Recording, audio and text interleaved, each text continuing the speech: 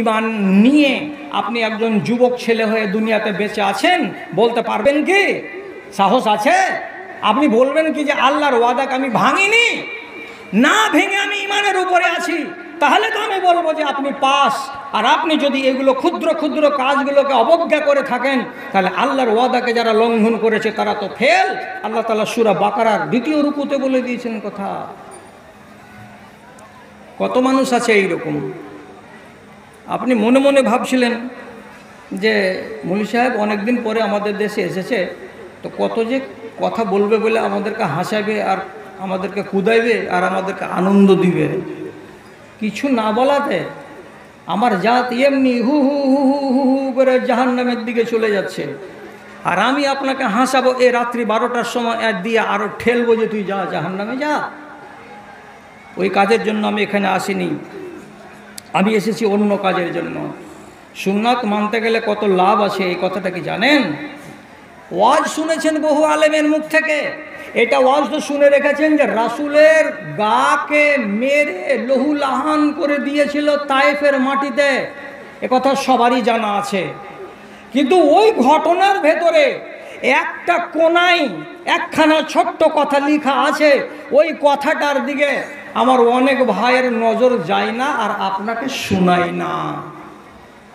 ওই একটু সামান্য কথা আপনাকে শোনাবার জন্য ওই ঘটনাটাকে আপনাকে স্মরণ করতে বললাম।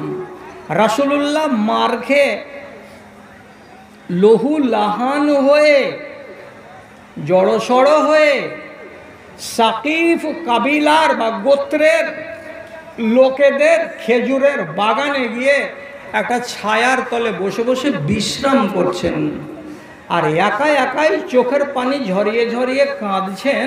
তো দোষ দিবেন কার? এত মার খেলাম, এত পিটন খেলাম, রক্ত ঝরে গেল গা দিয়ে, কার দোষ দিব? মার দোষ দিব, বাবার দোষ দিব, আমার বংশের দোষ দিব? কার দোষ গাইব? কাউরি দোষ না দিয়ে শুধু বসে বসে পানি ঝরাচ্ছেন চোখ দিয়ে, আর মিষ্টি মিষ্টি ভাষাতে আল্লাহ রব্বুল আলামিনকে বলছেন, আল্লাহুম্মা আশকু ইলাইকা বাসি ওয়া হুজনি ওয়া কিল্লাতি হিলাতি। আয় আল্লাহ, তোমার কাছে আমার অভিযোগ।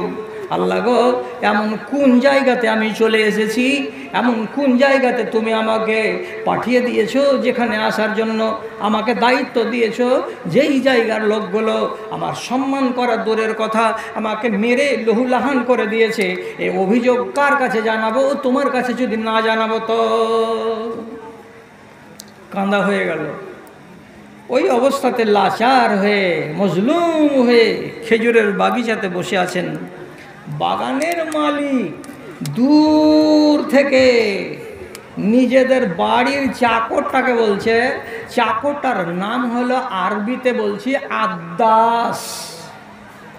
চাকরটাকে বলছে এতটি খেজুর 2-3টা ঠোঙা করে আর ডালগালাকে লাগিয়ে হাতে করে দিয়ে বলছে, রে যা, ওই যে বাগানে বসে আছে কুরাইশিটা, ওই খ্যাপা পাগলাটা যাকে গাঁয়ের ছেলেপিলেরা এখন মারলো, আবে 2টা ফল গেলা দেগা, খা, আর একটু পানি দেগা, পানিগুলো পান করুক, করে বাঁচুক।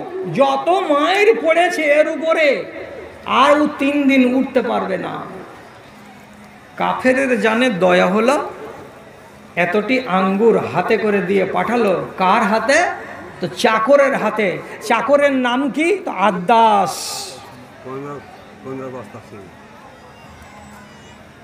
নামটা মনে রাখো, 15 বস্তা সিমেন্ট, 500 টাকা। এই গায়ে বাড়ি? আচ্ছা, আলহামদুলিল্লাহ, আমি মনে রাখবো ইনশাআল্লাহ। কি বলছে?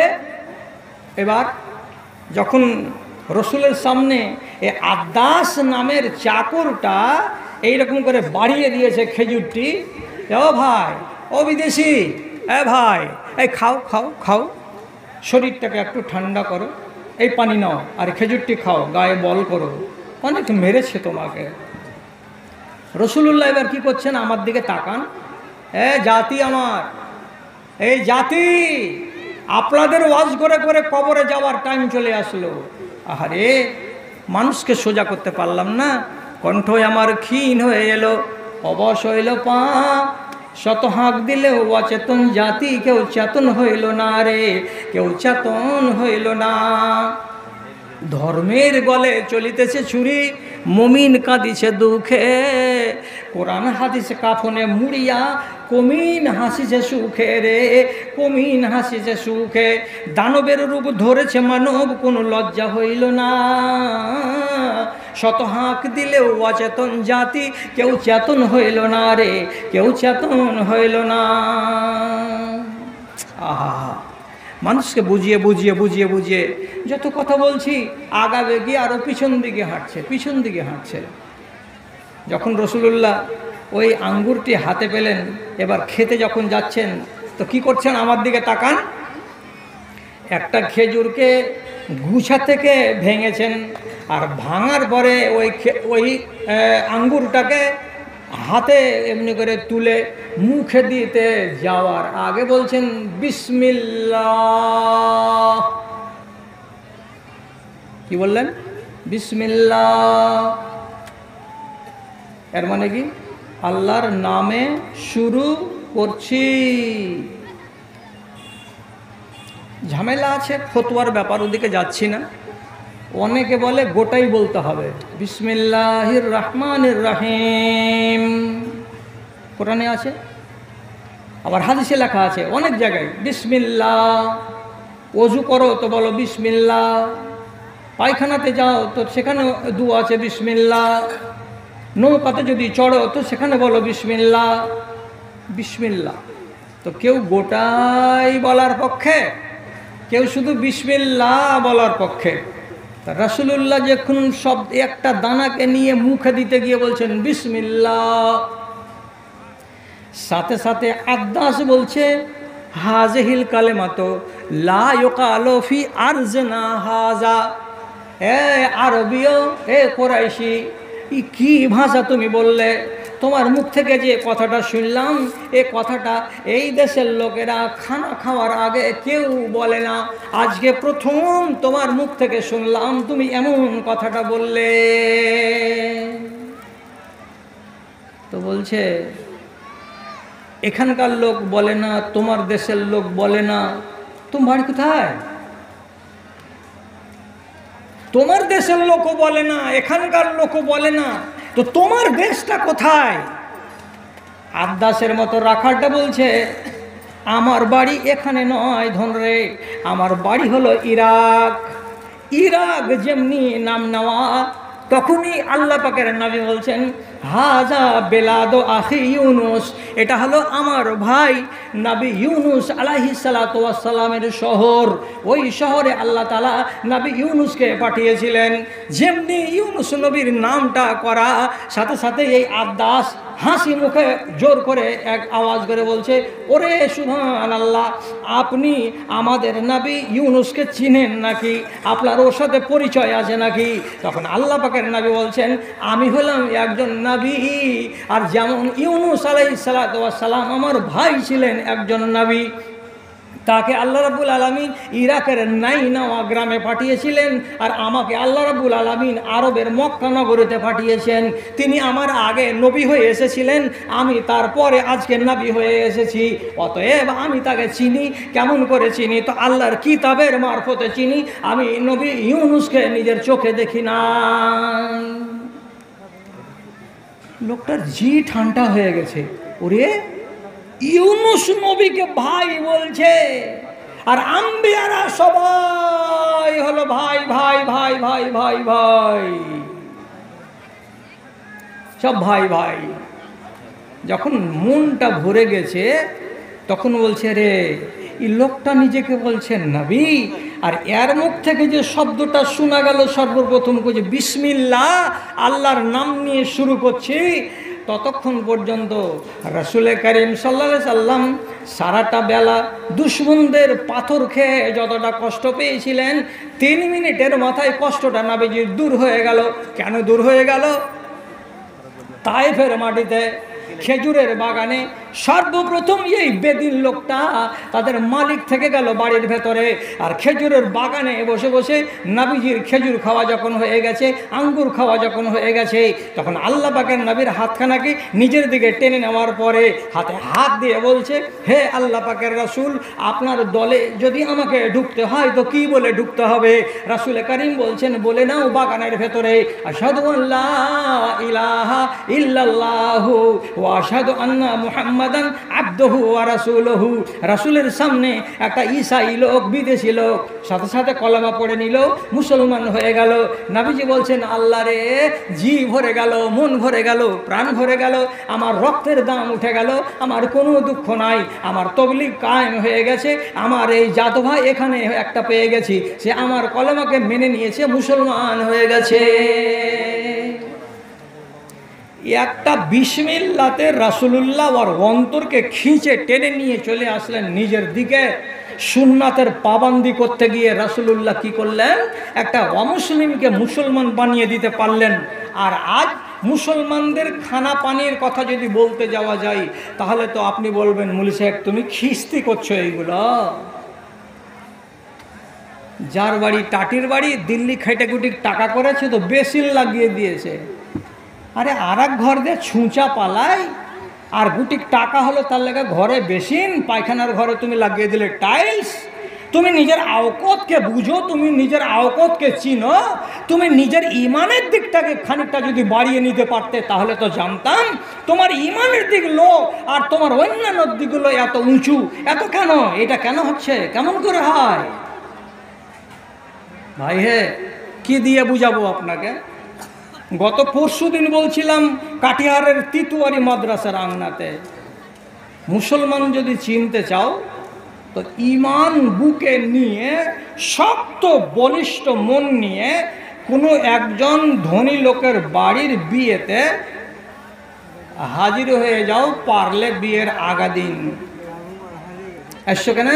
বলছে, হার বিহার বাড়ি বিহা যে, এই জন্য এসছি রাতে, কালকে বিয়ে যাবে। রাত থাকো, সারা দিন থাকো, বরযাত্রী যাওয়া পর্যন্ত থাকো, বরযাত্রী থেকে ফিরে আসা পর্যন্ত থাকো। ইমানটা যদি শক্তিশালী হয় তাহলে যাও, না হলে পারবে না থামতে। তোমাকে বলে দিচ্ছি, বিয়ের প্রথম থেকে শুরু করে নিয়ে শেষ পর্যন্ত আল্লাহর কসম, মুসলমানদের বিয়েতে ইসলামের ছাপ 100টার ভেতরে একটা পাবে, বাকি 99টা জায়গাতে ইসলাম খুঁজে পাবে না। তারপরেও ওই দেখবেন ওর বাড়িতে একটা বেটি ছেলে চলে এসছে বউ হয়ে, বউয়ের নাম হলো রোজিনা খাতুন। একটাও ইসলামই পাবে না। এত বড় কথা বলছি কেন? আমি কি দূরের লোক যে আপনার আগে দেখে আমাকে খুব ভয় লাগবে যে কোনটা আমাকে পৌঁছাবে না? কত ভয় করি না। আর বুড়া মানুষকে কে মারবে দুনিয়াতে? কেউ মারবে না। গোড়াখানে বলছি, রাতের বেলায় মুসলমানদের বিয়েতে বেটি ছেলে পিলে ডান্স করে না? করে না? একটা দুটা লোক বলুন হ্যাঁ না না করে। মুসলমানদের বাড়িতে আজকাল ডিজে বাজে না? বাজে না? বাজে। মুসলমানদের বাড়িতে রাতের বেলায় ওই বেটা ছেলেটাকে 10-15টা বেটি ছেলে ঘেরে ঘোড়া কসলা করে হলুদ ওকে মাখাই না? মাখাই না? মাখাই। যারা ওকে হলুদ মাখায় তারা 80 বছরের খুশনি বুড়ি মাখায় না, যুবতী মেয়েরা মাখায়। যুবতী মেয়েরা মাখায়। যে যুবতী মেয়ে ছেলেগুলো ওই ছেলেটার গায়ে হাত লাগায়, তারা সবদিকে ওর মাহারাম। মাহারাম মাহারাম ওই ছেলেগুলো কি মাহারাম? মাহারাম মানে কি? ওর নিজের ভাই যে না, ওর ভাতিজা না, ওর বাপ না, ওর দাদা না, ওর চাচা না। ওর গায়ে যারা যে মেয়েগুলো হাত লাগায়, এই মেয়েগুলো কি মাহারাম? মাহারাম মানে নিজের বোন যে না, ওর ফুফু লাগায় না, ওর নানি লাগায় না, ওর মা লাগায় না। কোন মেয়েগুলো ওই ছেলেটার গায়ে হাত লাগায়? বলছে এটা আমার ছোট ভাবির ছোট বোন। কত কাজকার রিশতা গো। এটাকে এই সাদা করে মেয়েটা যে এইটা আমার খালাতো বোন। আর এই যে কাঁটা লাগা পোশাক গায়ে দিয়েছে এটাকে, বলছে এটা আমার খালা, মেজকুল খালার, এটা আমার বেটি, এটা খালার বেটি, এটা মামুর বেটি, এটা চাচার বেটি, এটা সর্দারের বেটি, এটা মোড়লের বেটি, এটা আমার বন্ধুর বেটি, এটা আমার অমুক, এটা তমুক, সবটি বেটি ছেলে এর গায়ে হাত লাগাই। আল্লাহর কসম খেয়ে বলছি, ওই মেয়েটিকে বলছি, যেই মেয়েটি, যেই আজনবী ছেলেটার গায়ে তোমরা হাত লাগাও, সেই মেয়েটিকে বলছি, খোদার কসম খেয়ে বলছি, আল্লাহর কসম খেয়ে বলছি। তা কি বলছি? একটা আজনবী বেটা ছেলের গায়ে একটা আজনবী মেয়ে ছেলের গা লাগানো চলবে না। এটা কত সাংঘাতিক কাজ, কত সাংঘাতিক কাজ। আল্লাহ রাব্বুল আলামিনের নবী একদিন মসজিদে নববীতে জানতে পারলেন নমাজে আসছে ছেলেরা আর নমাজে আসছে মেয়েরা। নমাজ শেষ হয়ে যখন বাড়ির দিকে যাচ্ছে তখন ছেলে আর মেয়ে হুড়াহুড়ি হয়ে যাচ্ছে, গায়ে গা লেগে যাচ্ছে। তখনই আল্লাহ পাকের নবী বললেন, এটা হলো ফিতনা, এটা হলো ফিতনা। তার জন্য নমাজে সালাম ফিরে দেওয়ার পর সমস্ত মেয়ে ছেলেটির দিকে তাকে আওয়াজ দিয়ে বলছেন, ইস্তাখিরনা ইস্তাখিরনা আলাইকুন্না বিহাফাতিত তারিক। ওরে মুসলমানের বেটিরা, যারা যারা মসজিদে নববীতে নমাজ পড়তে এসেছো ফজরের বেলায়, যারা যারা নমাজ পড়তে এসেছো এশারের বেলায়, যখন সালাম ফিরে দিবে ইমামে, বেটা ছেলে এবং বেটি ছেলে একসঙ্গে রাস্তা দিয়ে যেও না, একসঙ্গে মসজিদ থেকে বের হবে না। তোমরা বসে যাও, তোমরা বসে যাও। তোমরা 5টা মিনিট দেরি করো তাহলে বেটা ছেলেরা আগে বাড়ি চলে যাবে, রাস্তাটা খালি হয়ে যাবে, তখন তোমরা মসজিদ থেকে বের হবে। তাহলে কোনো বেটা ছেলের গায়ে গা লাগবে না, আর গায়ে গা না লাগতে গেলে তোমরা পাপ থেকে বেঁচে যাবে। অতএব তোরা মসজিদ থেকে তাড়াতাড়ি করে বের হইও না। গায়ে গা লাগাটা কত সাংঘাতিক। আর আজ মুসলমানদের বিয়েতে রাতের বেলায় এতটি হলো, সকালবেলায় ছেলেটাকে বাড়ির পিছন দিকে নিয়ে গিয়ে যখন গোসল করাবে তো মনে হবে ছেলেটা প্যারালাইসিস, ওর হাত নড়ে না, ও সাবানও হাতে করবে না, ও লোটাও হাতে করবে না, ও পানিও হাতে করবে না। লাট সাহেবের বেটা এখানে কোপনি মেরে পাতলা লুঙ্গি বা পাতলা গামছা পিন্ধা গাধার মতন হয়ে বসে আছে। আবার ওই 6-7টা মেয়ে ছেলে আজে বাজে কথা বলছে, গীত গাইছে, সাবুন মাখাচ্ছে, ওর গত শরীরটাকে পুরো কচলে দিচ্ছে।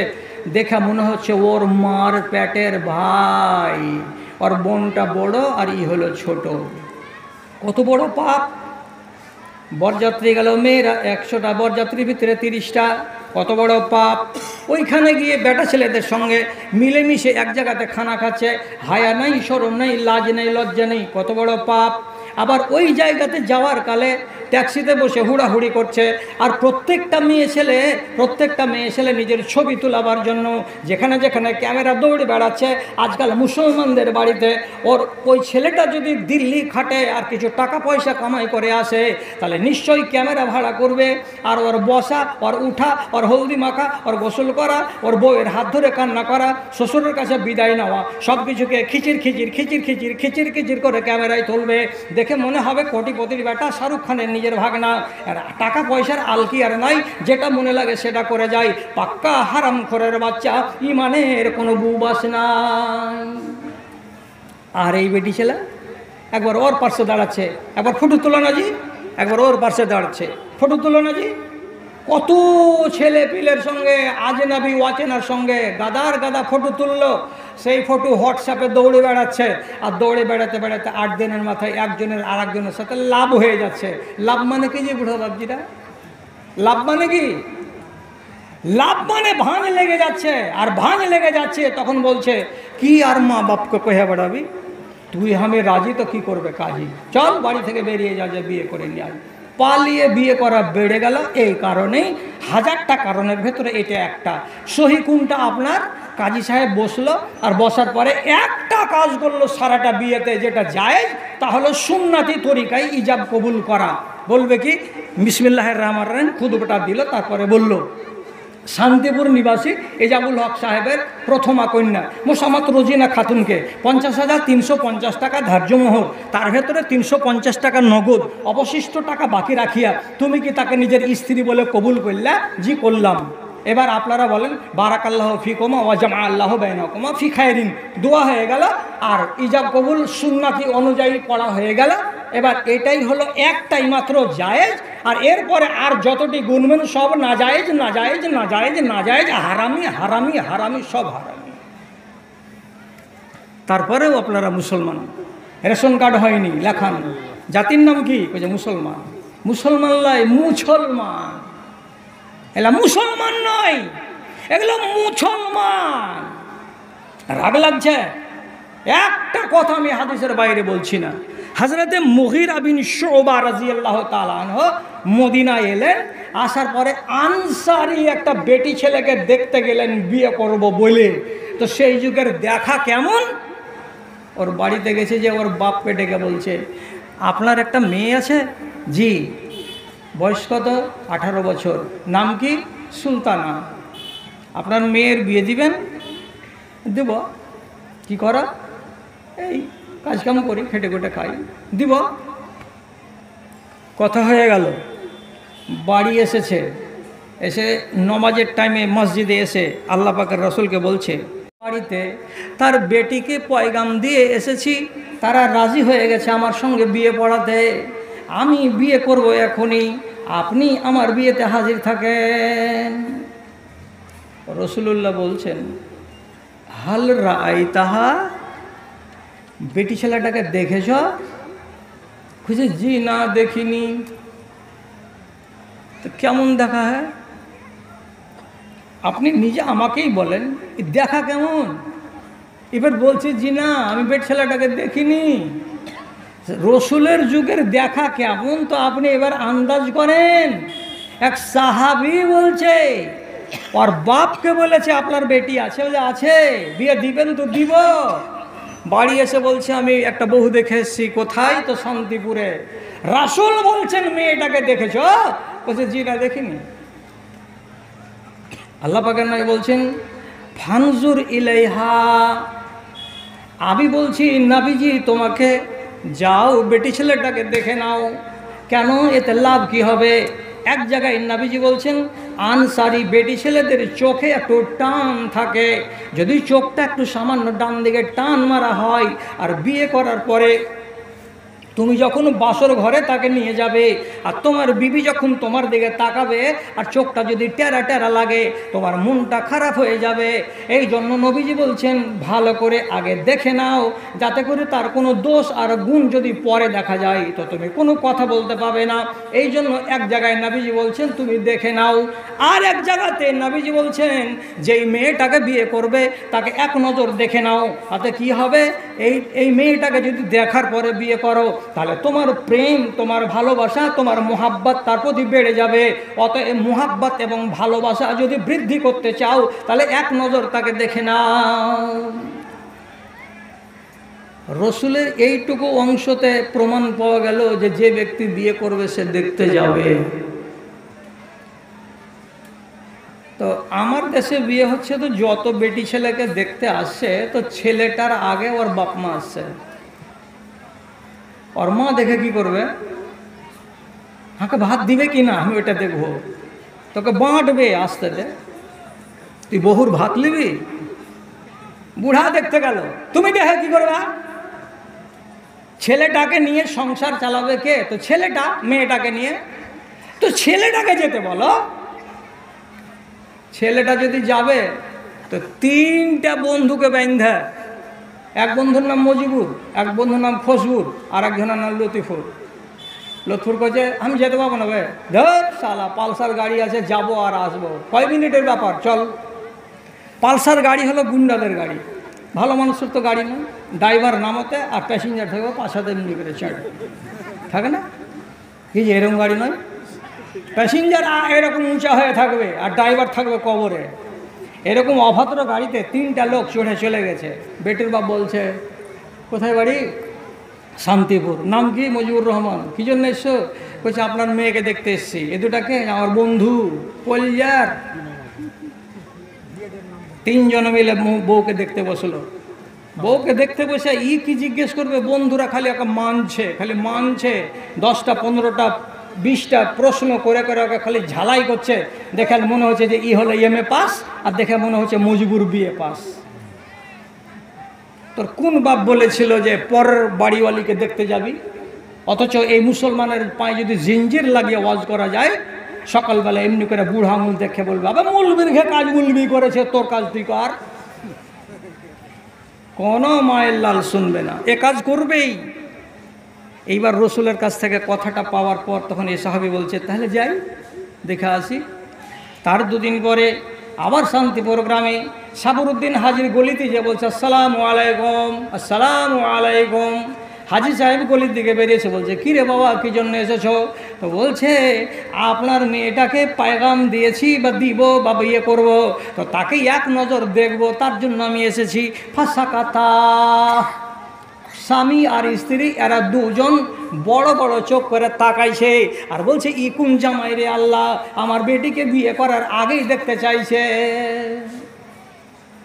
কিন্তু রসুল যে বলেছেন, এইবার এরা দুজন কথা বলে না, চুপচাপ আছে, আপনার মেয়েকে দেখব।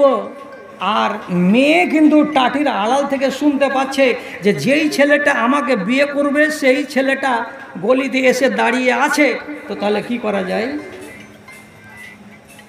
তখন মেয়ে ছেলেটি ওইখান থেকে আওয়াজ দিয়ে বলছে, খেয়াল করেন কথার দিকে, কি বলছেন? লাও আমারা কান্নাবিও সাল্লাল্লাহু আলাইহি সাল্লাম আন্তানজুর ইলাইয়া ফানজুর ওয়াইলা আনা ওহারজুকা। টাটির আড়াল থেকে আওয়াজ দিয়ে বলছে, এ আল্লাহর বান্দা, তোমাকে যদি আল্লাহ রাব্বুল আলামিনের নবী আমাকে দেখার অনুমতি দান করে থাকেন তাহলে এসো, আংনাতে বসো আর আমার চেহারাটার দিকে তাকাও। আর তোমাকে যদি নবীজি অনুমতি না দিয়ে থাকেন তো বিনা অনুমতিতে আমার চেহারার দিকে নজর দিতে আমি তোমাকে দেব না, আমি তোমাকে কিন্তু ঝামেলায় ফেলে দেব। খবরদার, কথাটা আমার কান করো। তোমাকে রাসূল যদি পাওয়ার দিয়ে থাকে দেখার তো দেখো, আর রাসূল যদি অনুমতি না দিয়ে থাকে তো খবরদার আমার দিকে নজর দিয়ে দেখো না।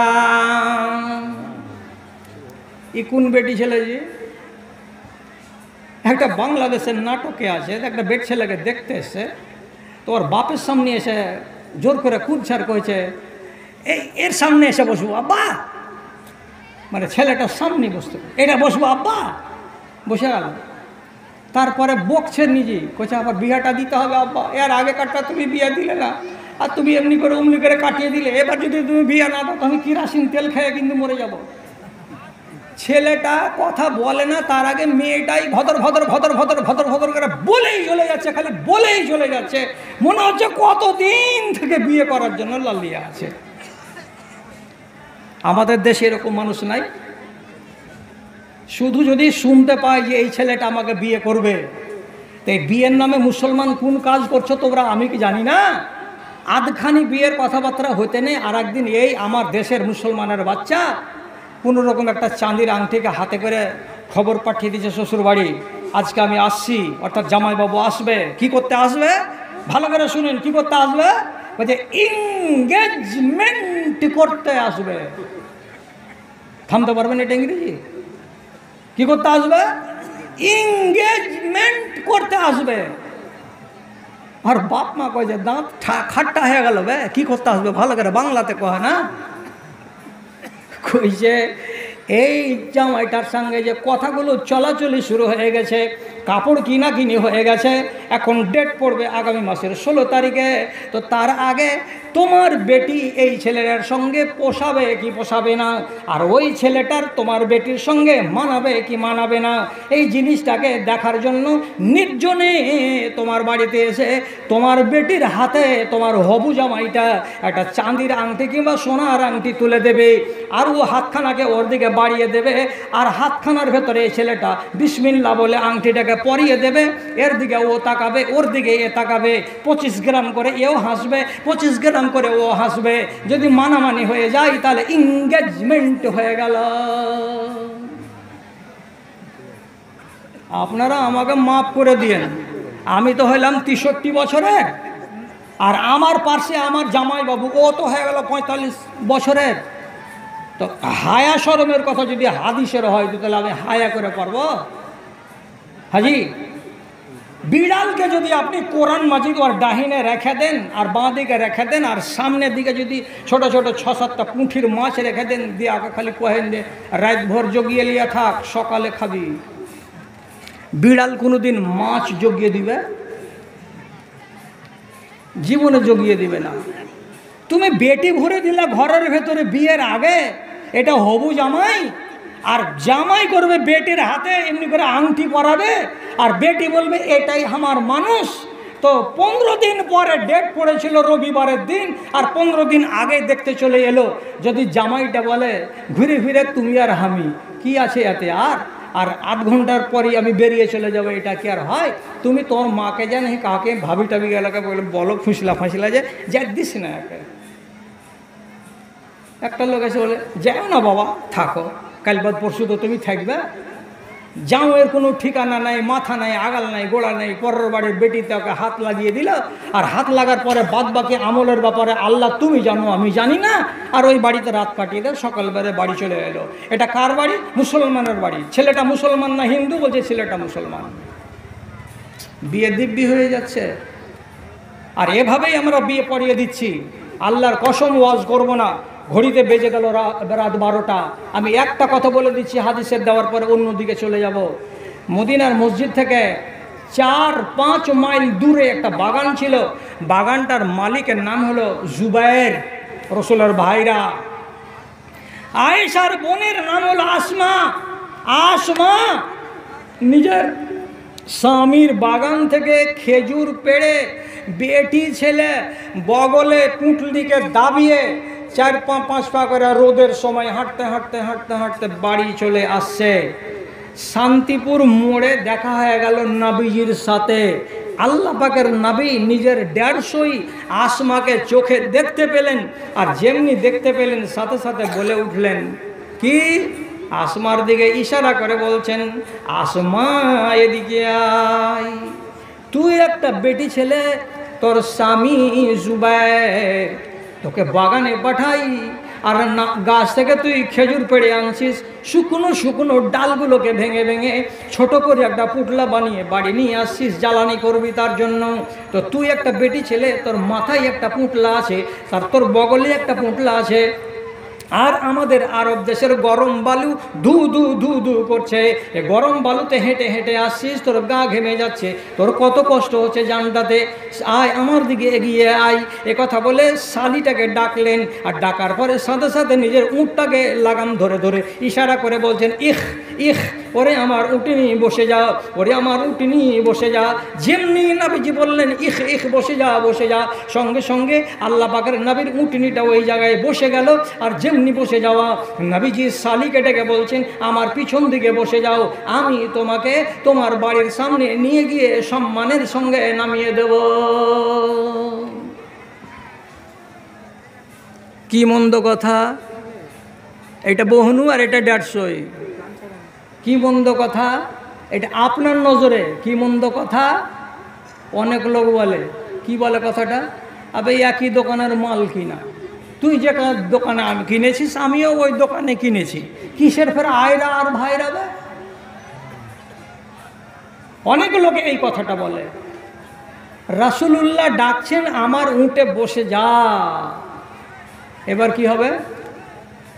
হযরতে আসমা রাদিয়াল্লাহু তাআলা আনহা নবীজির দিকে মুখ কুঁচিয়ে বলছেন, ইস্তাহিয়াইতু আন আসিরা খালফার রিজাল, আমাকে বড্ড শরম লাগলো আল্লাহ পাকের নবী, আপনি আমার স্বামী নন, আমার স্বামীর নাম হলো জুবায়ের, আমার স্বামী হলো বড্ড রাগাল, আমার স্বামী বড্ড তেজি, আমার স্বামীর কথা আমার মগজে আছে।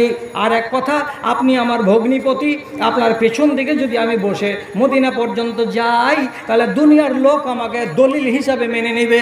কি বলে মেনে নেবে? বহনুর পিছন দিকে বসা জায়েজ আছে, ভগ্নিপতি যদি শালিকে নিয়ে যাই তো এটা জায়েজ আছে।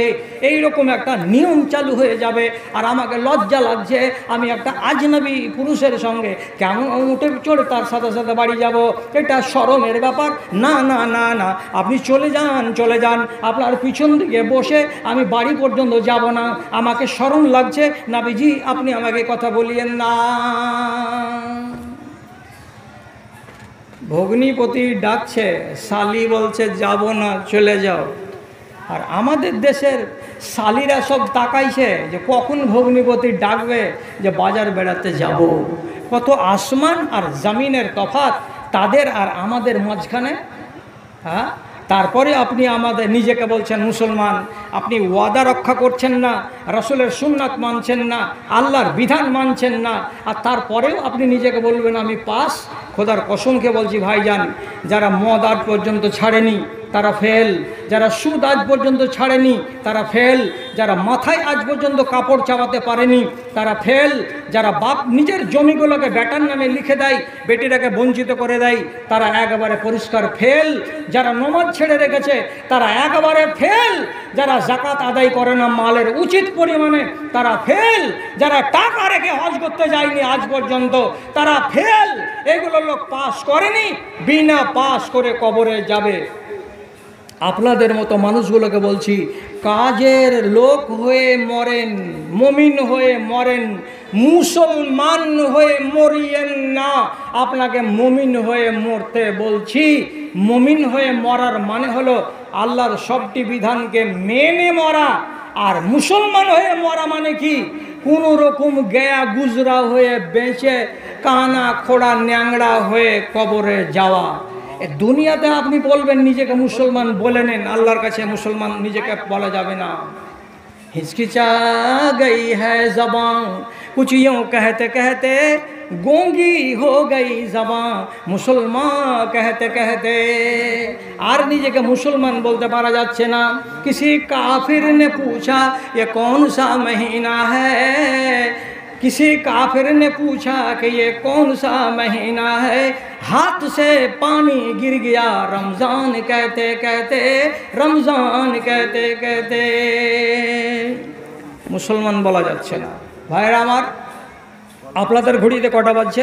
12টা বাজছে। তো আমি যে কমজোর মানুষ, এখন আমার 67 কেজি ওজন থেকে কমতে কমতে এখন চলে এসেছে 46 কেজিতে।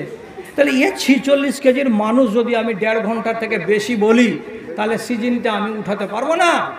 তো যাই হোক, শুধু কথা বলা হলো আমার 1.5 ঘন্টা।